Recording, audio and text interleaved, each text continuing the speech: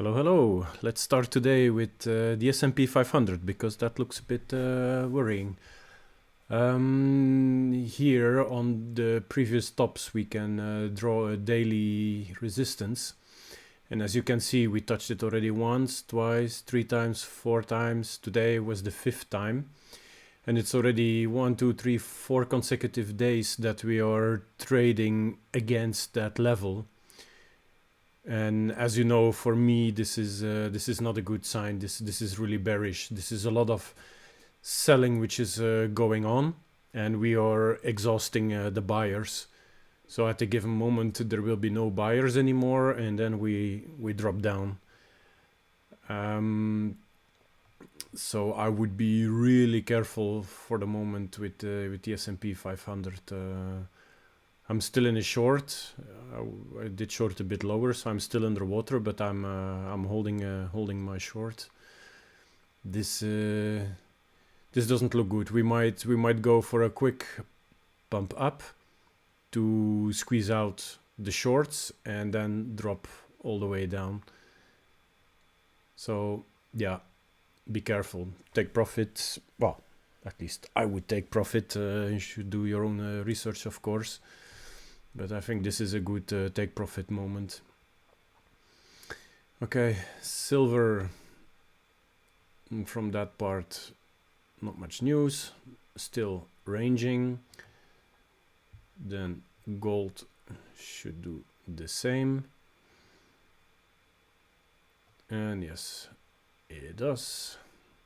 So we did retest more or less the resistance zone. We did come down a bit. Okay, then Bitcoin. So that's a bit more interesting news. Oh, regarding the S&P 500. What I also wanted to mention is the VIX. So which is the volatility about the S&P 500. So if we go to the weekly chart. So that means if there's not much price action, then the volatility goes down. And then when you see here in March, we have those big green candles.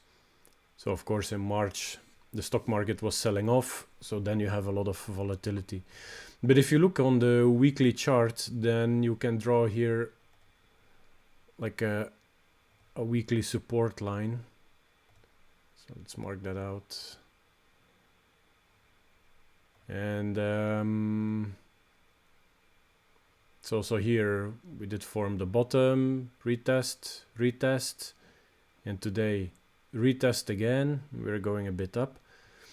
So it looks like this is a solid support and we're heading to a more volatile market. So that can go both to the upside as to the downside. So the VIX doesn't really tell you whether the market goes up or down. It's just about how much trading range there is. So since the markets were quite silent for the past days, so let's have a look again on the, well, even on the weekly chart it's fine.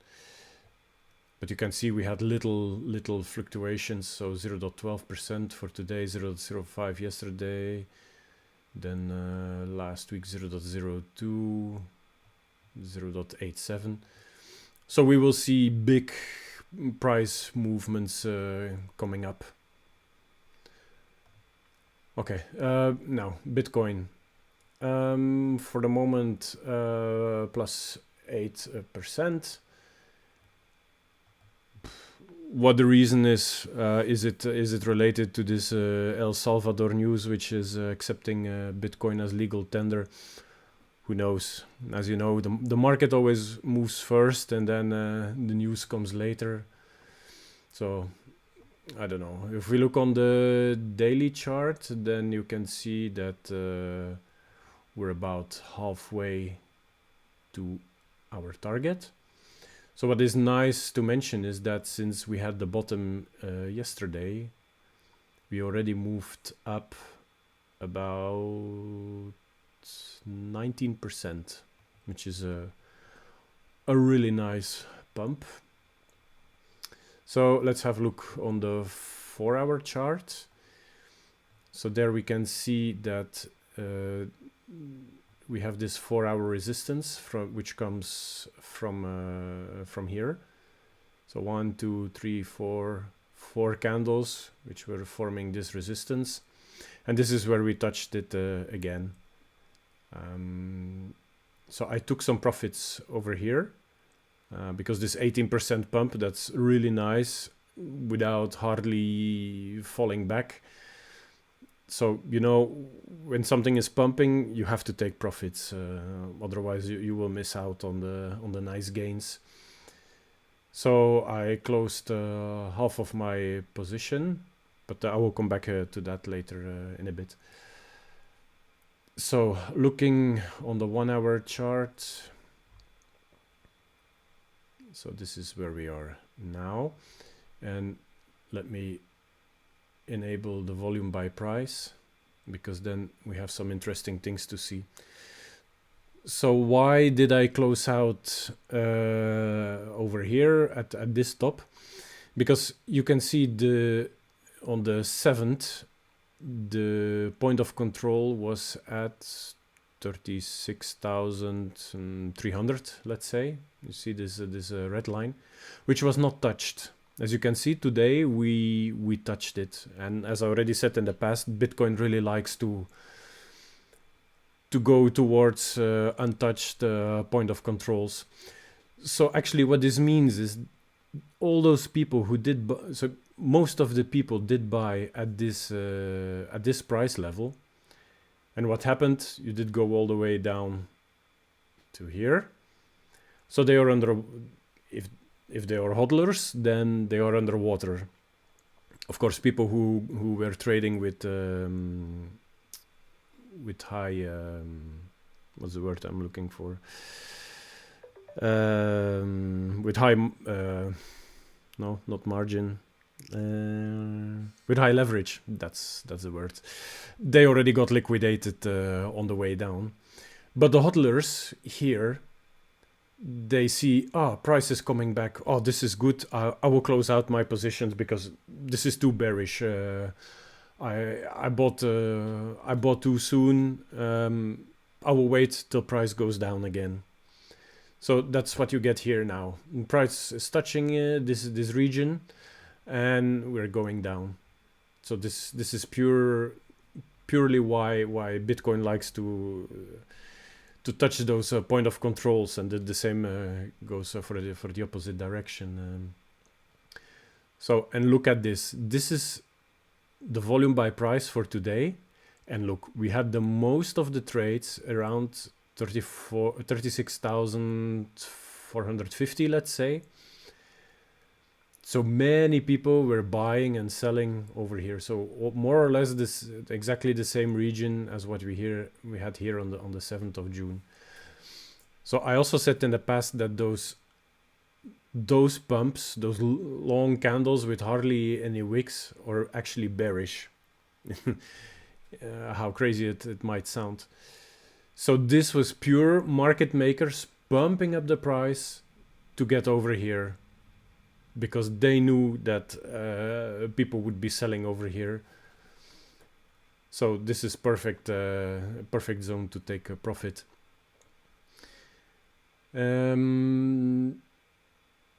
Also, something to keep in mind is that when you see like this, that the point of control is so high and then price start to trade below, is that you might have people, you know, they see this pump of how much?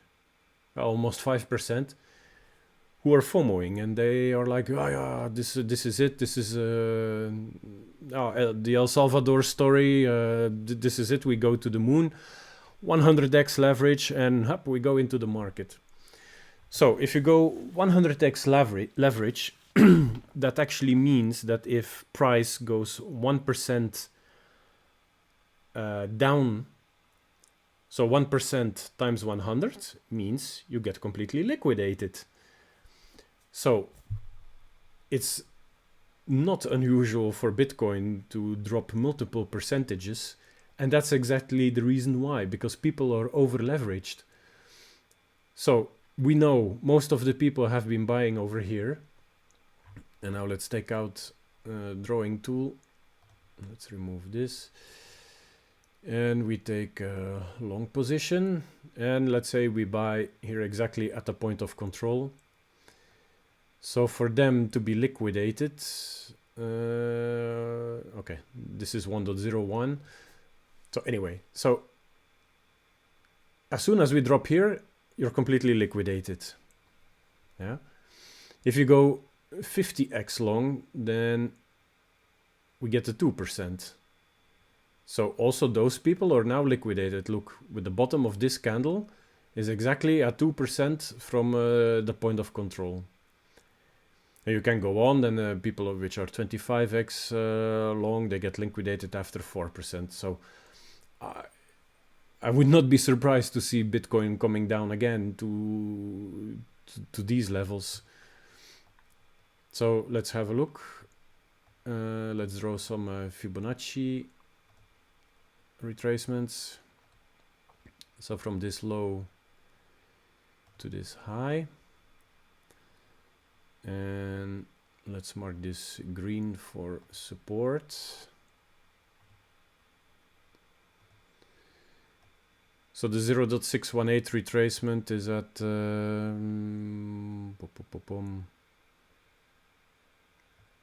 33,270 more or less. So we might come down all the way here, which would have a nice confluence with daily support, which is over here. We also have the value area low, which is over here. So this is where the pink lines are turning into blue. I should disable the magnet.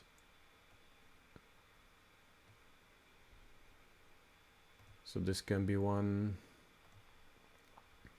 This can be a support level. So yeah, let's see where this one is going. But I think to keep the bearish sentiment, we might go back to the 0.618. That looks nice.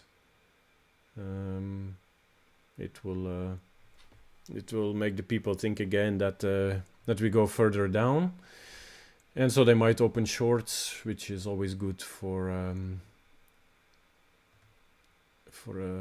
short squeeze. So let's have a look. Did we make a higher high? Yeah, barely. We just did go above this high, and that's yeah. And then let's take a look at the volume by price from the low to the high. And let's take this one off. All right, there we go.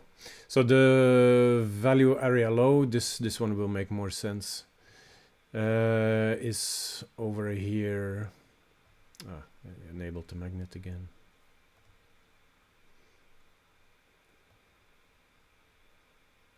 Which is over here, and that's not a point of control. Come on. So this is the value area low.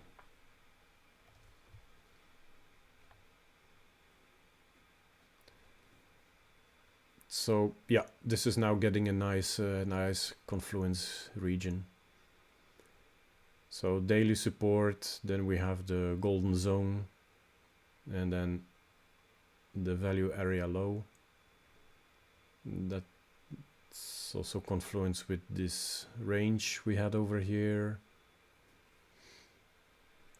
Yeah, I think this looks good.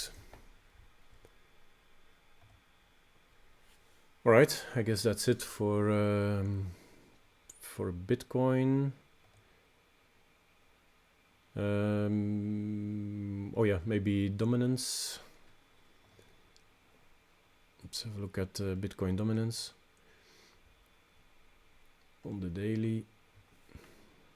Yeah, and there we have a nice move up, plus almost 3.5%. So what you get then, and that this is why I'm not really investing much in altcoins, is because when Bitcoin dominance is going up, as you can see, we did hit this monthly support, and now it looks like we're going up again, and you can see that. So if we look at Ethereum, 2% up, while Bitcoin is up almost 9%, XRP up 0.8%. So in this kind of situation, Bitcoin will always outperform the altcoin. Most of the altcoins, there are always exceptions, of course. All right, let's have a look at indicator trading. So Tezos did even worse. Minus 0.67%. The others, so Bitcoin moving closer to the trigger line. Ethereum, yeah, did hardly move. Bitcoin Cash was actually one of the best. Unfortunately, yesterday we got the sell signal, but I didn't take it. Because I'm still bullish on Bitcoin in the midterm, let's say. So I think there's still room to go upwards. So XRP there, the trigger line is moving nicely in the middle of this range between this daily resistance and this daily support, which is good. So maybe soon we will get the buy signal, but of course, as I mentioned yesterday, I already bought here. So probably I will take some profit tomorrow if we push still a bit higher. I just take profit as a precaution, because sometimes those trigger lines, they also act as a resistance. And in that case, I already want to have my profits. If it closes above, okay, nice. Then my bots, they will start buying again. So that's fine. Okay, let's have a look at the account. So Bitcoin, now we have only a position of $500 open left, because yesterday I bought 1,000. With today's price movement, which was nice, I already took some profits. So here you can see daily realized P&L. So $49 US. So, and let's have a look. I closed out at 36,443. So that's a bit higher of where we are now. So why did I sell? Because as you can see, we're still technically in a bear market according to the algo. So it's very well possible. Also, when we look at what we discussed yesterday, we still have this potential resistance zone, which is higher up. Oh yeah, it was better on the 1 hour. Anyway, so here this red rectangle. So this one is coming up. So it might be again resistance over here. You know, we touch the trigger line. Maybe we go a bit above and then we close below again, and we don't get the buy signal and we go lower again. So that's why I took profits on Bitcoin. For Ethereum, minus $18. I didn't take any profits yet because, of course, we're still underwater. So XRP, $44 in profit. So as I said, maybe tomorrow I will take I'll take some profits. And then what we have left is Bitcoin Cash and Tezos.